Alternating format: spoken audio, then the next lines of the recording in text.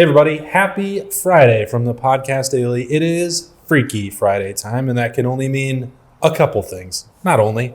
It means bold predictions, and it means we're going to take a look elsewhere on campus, not just at the Ohio State football team.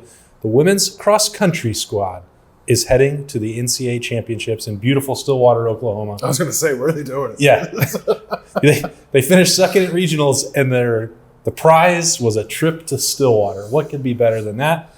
So we'll have that interview for you, as we always do there in the middle of the show, breaking up some of the serious predictions. Berm, are we doing those again? We should. We should always aim to be professional. Okay, well, let's do that. That's Bill Landis and Jeremy Birmingham, and I'm Austin Ward. These are serious professional predictions for Ohio State at Maryland, which will kick off at 3:30 on Saturday afternoon.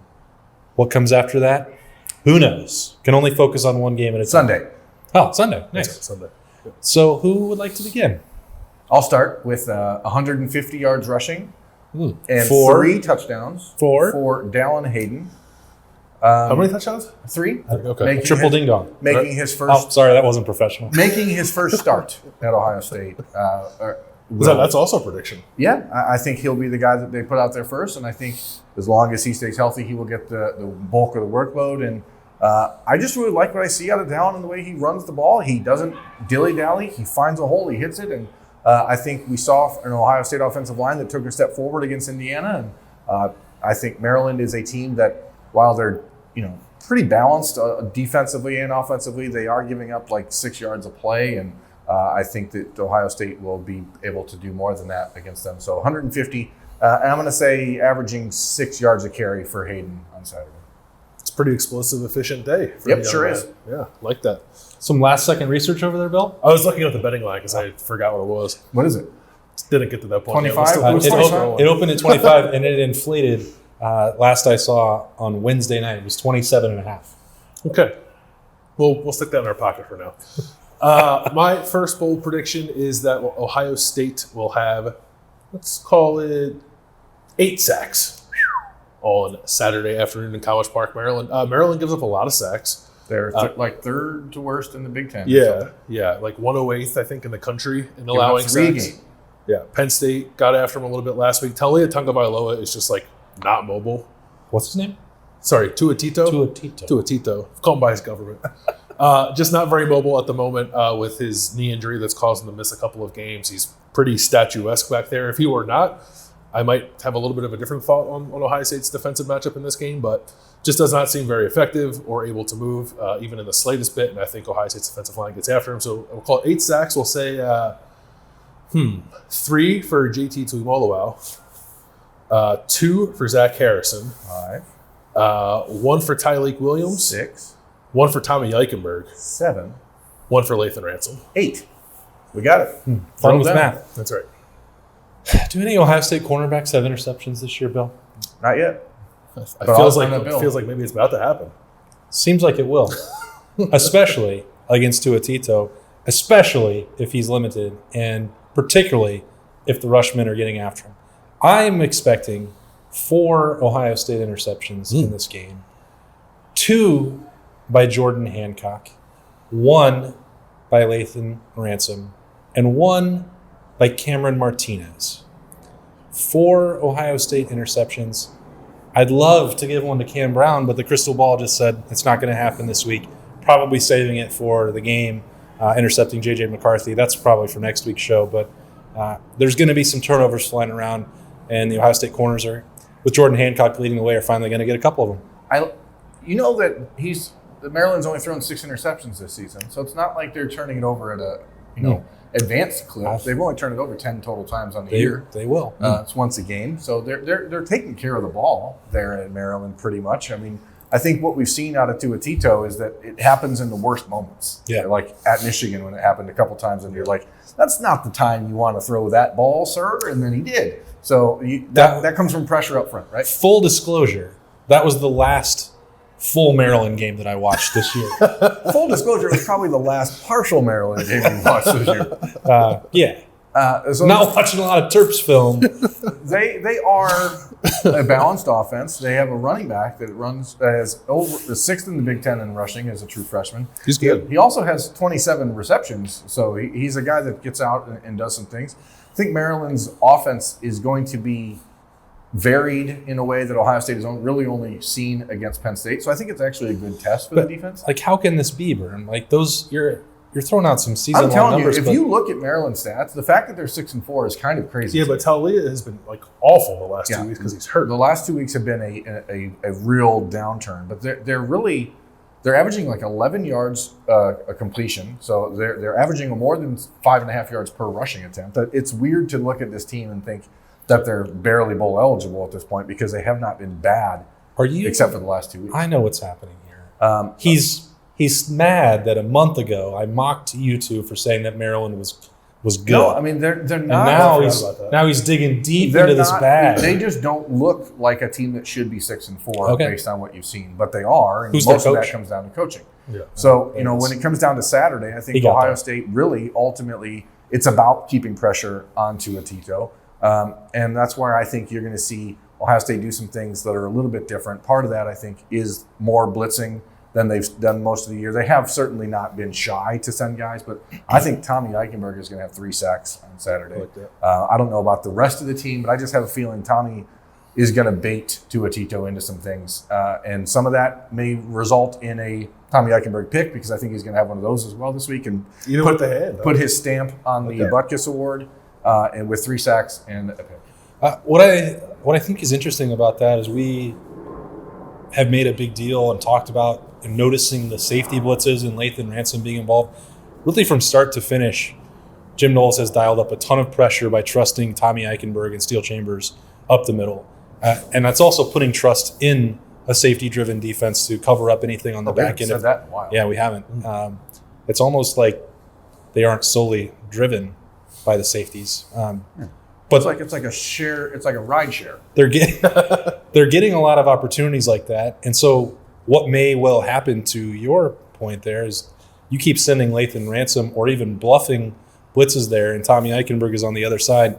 Might be a lot of clear paths to Tua Tito, and he is definitely not mobile enough to elude them at this point. Great prediction, Bert. 3 sacks, 1 interception. Tommy takes the Buckeyes Award on Saturday and says, "'Tis mine." Like that. They're going to give it to him that day? Yeah, they should. Yeah. I like it. That'd be bold. I don't know why they wouldn't. I would. They should. But nobody asked me if I can't. Feel free. Sorry. No, you're good. No, it's our fault. We're the one doing this right here.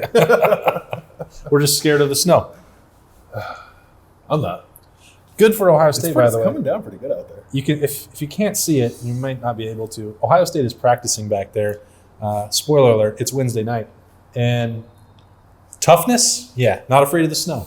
It's cold. We would normally record over there.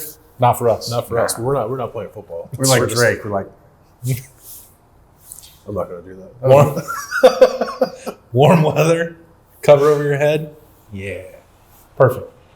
Julian Fleming is going to score 2 touchdowns on Saturday. Double ding dong. Double ding dong. Kind of get back on track after some drops the last 2 weeks. There is a thing that's happening and continues to happen over the last few weeks where Marvin Harrison Jr. is getting doubled a whole lot.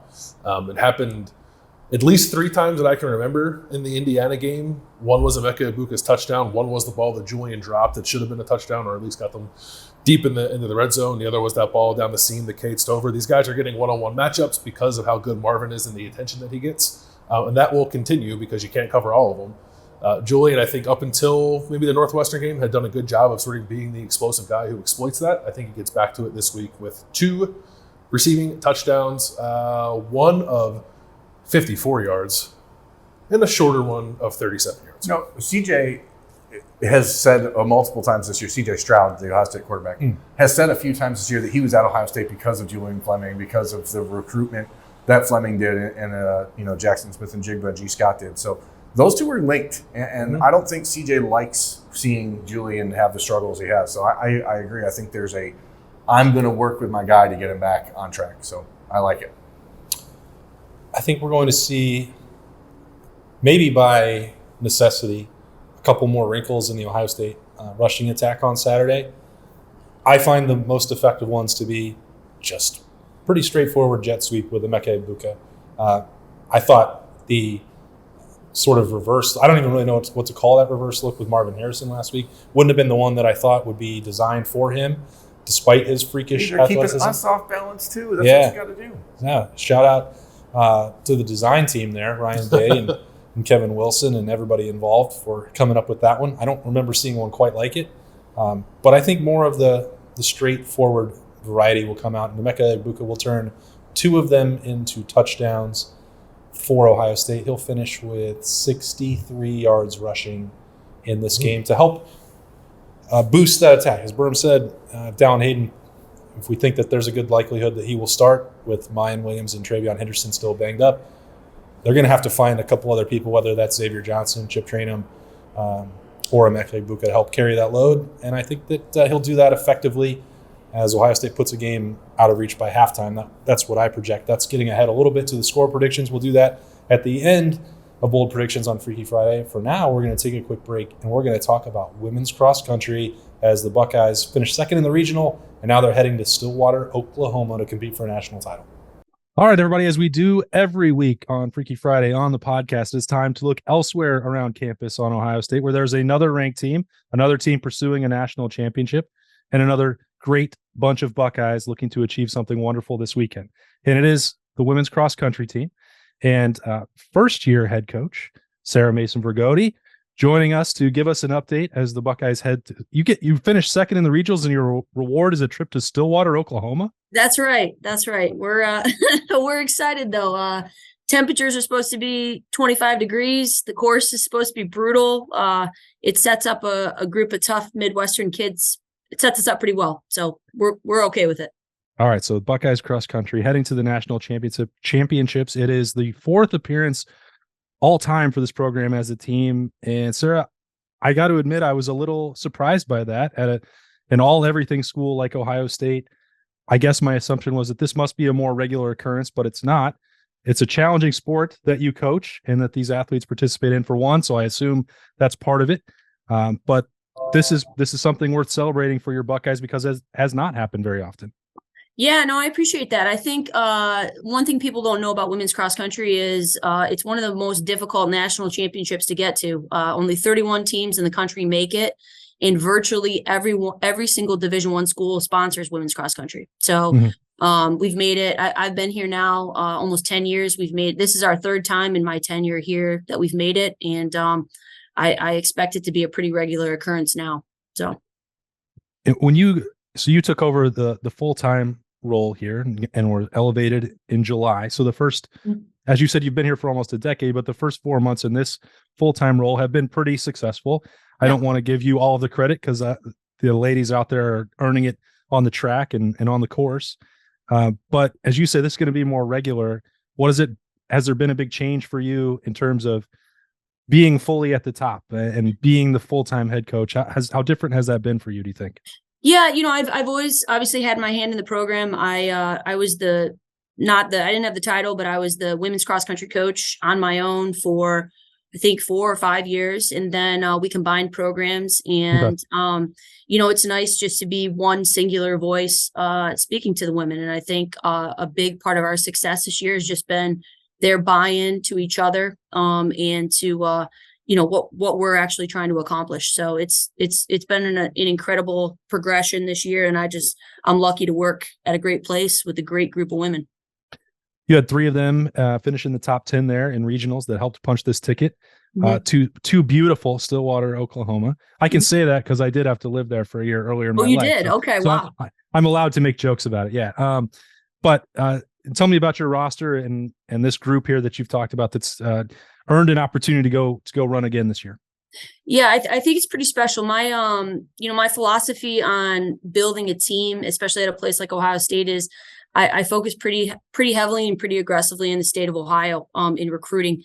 And we have a great state for running. So 6 of my top 7 are from the state of Ohio. My top 3 women are, they were good in high school, but they certainly weren't blue chip athletes, but they've been here now, each of them for 3 years. And they're just completely bought in, and they've just consistently gotten better and better. So for us to have 3 women that were first team all Big Ten. That's never happened before here. And we had the individual Big Ten champion in Addie Engel, who's from Springfield, Ohio. So yeah, we've just been plugging away. And I couldn't be happier with where we're at.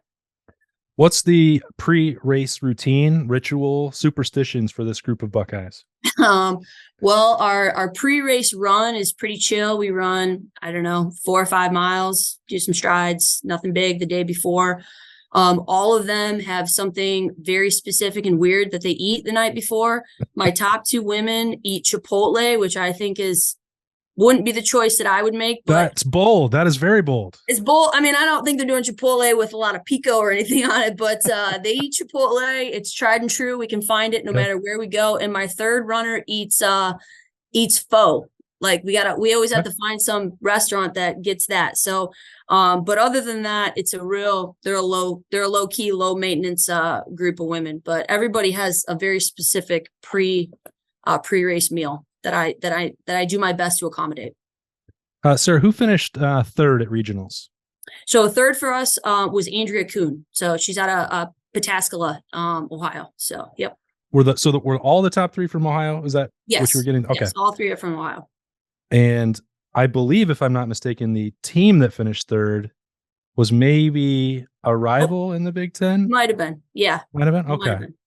That seems like probably pretty good point of pride for the Buckeyes. It is this time of year. It is. The team up north has historically been a very good distance program. I don't think they have been used to worrying about us whatsoever. I think that's changing a little bit. We're excited about that.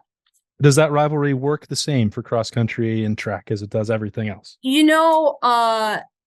Not exactly the same. No, okay. There's a certain camaraderie in cross country because everybody is like suffering together. So you like have, even if you don't like another team, you have some mutual respect for what they're doing and what they're dealing with. So we certainly like to beat them. There's no question about that. But yeah, probably not the same as what you're going to see here in a week or 2 on campus. So yeah, November 26th. That's been a date that's been burned in our minds on the podcast. We've been saying it a lot. It's a lot easier than saying the game. Are you nervous for the weekend? No, not at all. We, for us, like I said, this is a pretty chill group of women. I mean, they're aggressive and work hard and love to compete, but we approach every race the same. And so for us, it's 6,000 meters a running and working hard. And I think we're more excited at the opportunity than anything. And we talk a lot about just being disruptive and trying to ruin somebody else's day. So that's really always the goal going into the race. All right. That opportunity is coming. The NCAA championships in Stillwater, Oklahoma this weekend. They are the ranked number 2 in the region. I guess that's what there are no rankings anymore. You qualify for nationals, you go try and win. But they finished second in the regionals to punch their ticket. The Buckeyes are heading down there. This is cross-country coach Sarah Mason-Brigodi. We appreciate her time very much. Good luck this weekend. Thank you, and thanks for the coverage and the love. We appreciate it. All right, we'll talk to you again soon. Back to the rest of Freaky Friday. All right, thanks again for Ohio State cross-country jumping on before they travel to Oklahoma. Good luck to them in their race on Saturday.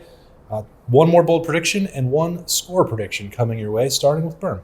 Oklahoma, you say? That's right. Birthplace of champions. Birthplace of Joshua Proctor. Uh-oh. Who he couldn't have had that in mind. Who is going to have a pick 6 on Saturday. And I think Josh is one of those guys that Ohio State, again, we talked about this on Wednesday morning on the podcast daily. We talked about it Tuesday on Snap Judgments. The culture here is different than a lot of places, and Joshua Proctor is a prime example of that. It is a kid that has done everything that he's been asked to do in a year that he probably thought he was going to have a much bigger role. Mm-hmm. I think you're going to see him get a chance to play a lot in the second half on Saturday, as Ohio State will look to give some break to Ronnie Hickman and Lathan Ransom ahead of the week after, provided that they take care of business as they should.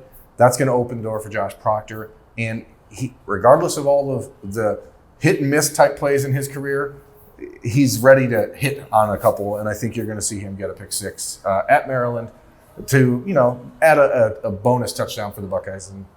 And I think you'll see a celebration somewhat similar to what we saw with Cameron Babb on the sideline at Ohio Stadium last week, because Josh Proctor is a guy that this team really loves.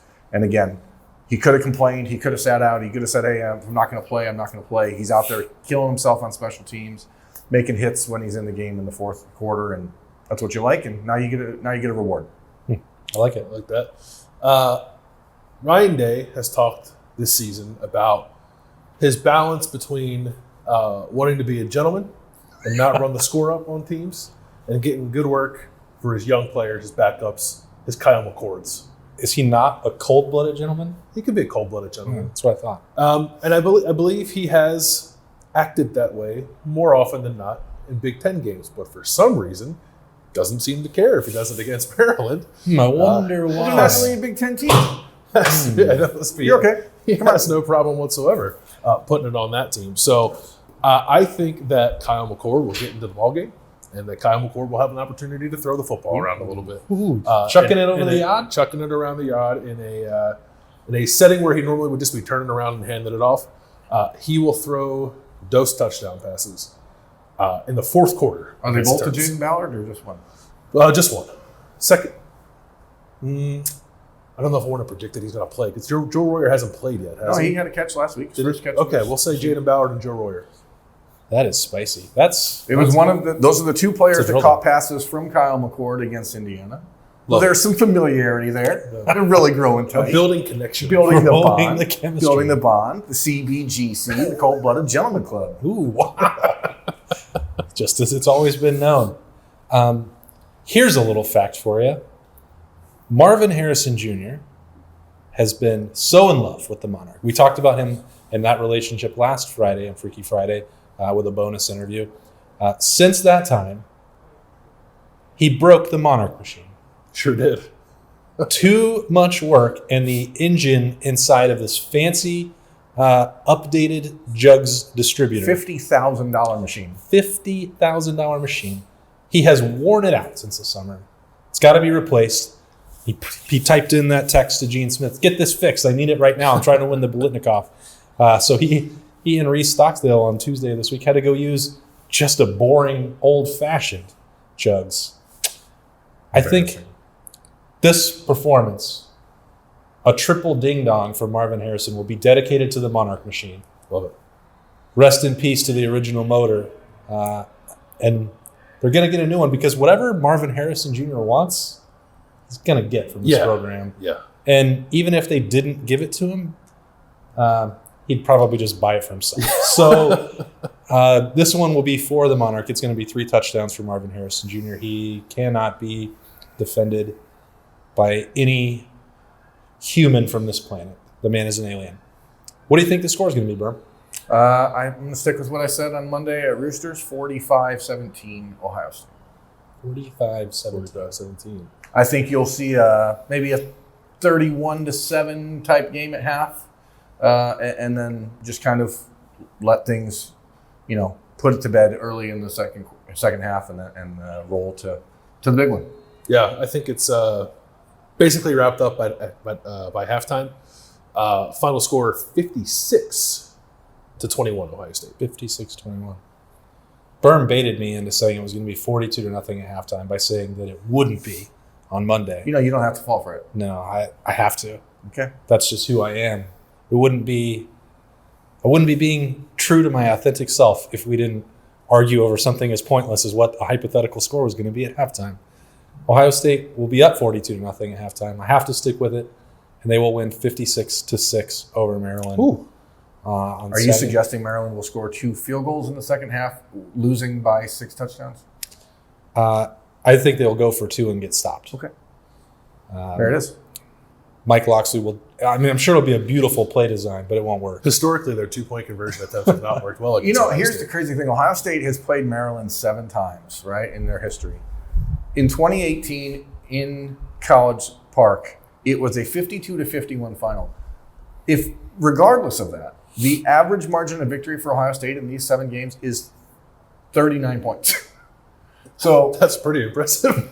it is not a contest that has been close very often or any other time other than 2018. And I really think that Ohio State will come out and play a great first half, and just at the break, realize, hey, let's move forward and get ready for Michigan? I think they'll want to, but I don't know if they'll be able to help themselves against Maryland. They love to run it up on this program a lot more than, let's say, Rutgers. Sure. It's almost like they don't respect anyone on that staff. That's just a crazy theory I have. Maybe there's nothing to it. I suppose we'll never truly know. We'll find out what happens either way on Saturday, starting at 3:30.